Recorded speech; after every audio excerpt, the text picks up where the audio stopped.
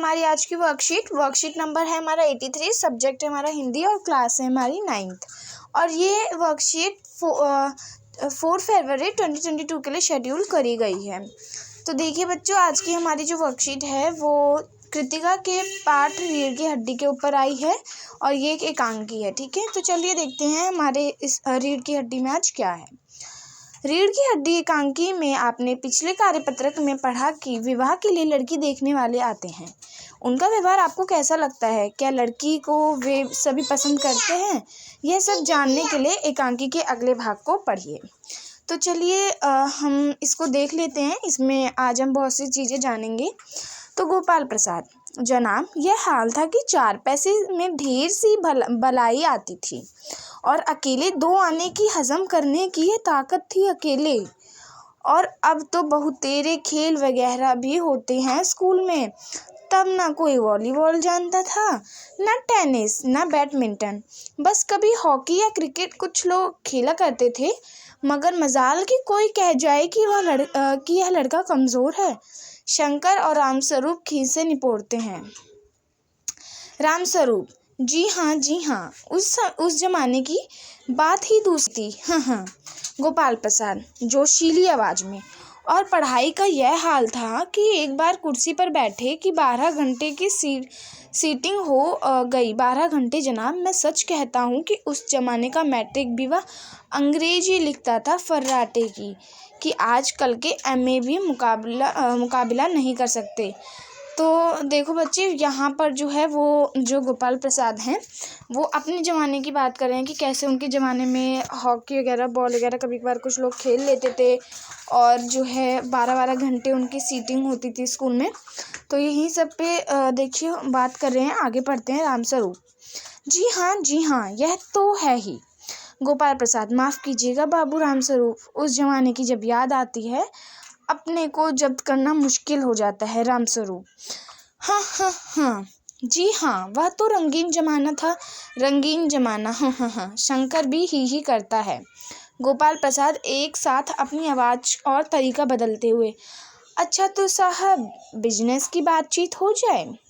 रामस्वरूप चौंक कर, बिजनेस समझकर, ओह अच्छा, लेकिन ज़रा नाश्ता तो कर लीजिए, उठते हैं। तो देखिए बच्चों, जो अभी तक वो लोग अपने ज़माने की बात कर रहे थे, फिर गोपाल प्रसाद बिज़नेस की बात करनी शुरू करी। बोला कि बिज़नेस की बात हो जाए। बिज़नेस की मतलब कि जो गोपाल प्रसाद हैं वो शादी के बारे में बात करने को बोल रहे हैं। उन्होंने शादी की बात को बिज़नेस बोल दिया है। ठीक है,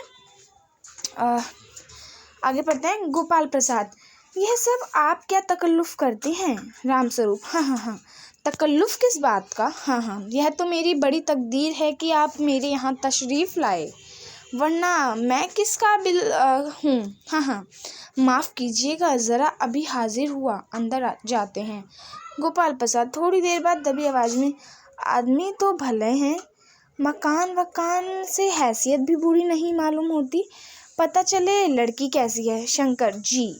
तो देखिए बच्चों, आज की जो हमारी वर्कशीट है उसमें तो अभी यहीं तक बताया गया है। हमें नेक्स्ट वर्कशीट में और भी इसके आगे पढ़ने को मिलेगा। अब देखिए यहाँ पे हमें कुछ क्वेश्चंस दिए गए हैं। 3 क्वेश्चन है हमारी वर्कशीट में, तो इन तीनों क्वेश्चंस को एक बार हम लोग देख लेते हैं। तो फर्स्ट क्वेश्चन हमारा, गोपाल प्रसाद और रामस्वरूप बात पर एक हमारा ज़माना था कह कर अपने समय की तुलना वर्तमान समय से करते हैं। आपके विचार से क्या यह तुलना उचित है? और सेकंड क्वेश्चन है, गोपाल प्रसाद के विवाह को एक बिजनेस मानते हैं। इस विचार के आधार पर बताइए कि गोपाल प्रसाद का स्त्रियों के प्रति क्या विचार हो सकता है।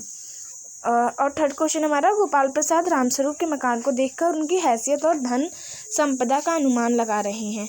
आप किसी की अच्छाई तथा हैसियत या स्थिति का अनुमान लगाने के लिए क्या क्या देखते हैं?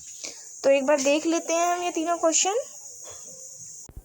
देखिए, तो इसका आंसर होगा, ऐसा अक्सर देखा जाता है कि एक खास उम्र के लोग अपने ज़माने की खूबियों को याद करके नए ज़माने को कोसते हैं। किसी भी 2 ज़माने को की इस तरह से तुलना किसी भी दृष्टिकोण से ठीक नहीं है, क्योंकि समय परिवर्तनशील होता है और समय के साथ वस्तु स्थितियाँ भी बदलती हैं। हर ज़माने अपने मूल्य और प्रणाली होती है। ठीक है, तो देखिए हमारा जो है फर्स्ट क्वेश्चन का आंसर था। अब हम सेकंड क्वेश्चन का आंसर देख लेते हैं। देखिए हमारे सेकंड क्वेश्चन का आंसर क्या है। गोपाल प्रसाद जी के लिए विवाह बिजनेस की तरह है। विवाह की पवित्रता और उसका मूल्य उनके लिए सौदे से कम नहीं था। वह अपने बेटे का विवाह करवा कर ऐसी पुत्र वधू लाना चाहते थे जो उनके इशारों पर चले। वे सौदा करने से पहले अपनी जांच पड़ताल कर तसल्ली कर लेना चाहते थे कि सौदा सही भी है या नहीं। उनके लिए वस्तु और लड़की में कोई अंतर नहीं था। ये सेकंड क्वेश्चन का आंसर हो गया। एक बार हम थर्ड क्वेश्चन का आंसर भी देख लेते हैं। देखिए सेकंड क्वेश्चन का आंसर है, हम किसी की अच्छाई, हैसियत या स्थिति का अनुमान बातचीत करने के तरीके, रहन सहन, व्यवहार आदि से लगा सकते हैं। तो बच्चों यहीं तक की थी हमारी आज की वर्कशीट। आई होप आपको हमारी आज की वीडियो पसंद आई होगी। अगर आपको हमारी आज की वीडियो पसंद आई होगी तो आप हमारी वीडियो को लाइक करिएगा, शेयर करिएगा एंड सब्सक्राइब करिएगा एंड बेल आइकन भी प्रेस कर दीजिएगा ताकि हमारे आने वाली वर्कशीट की नोटिफिकेशन आपको टाइम से मिल जाए। तब तक के लिए बाय बाय।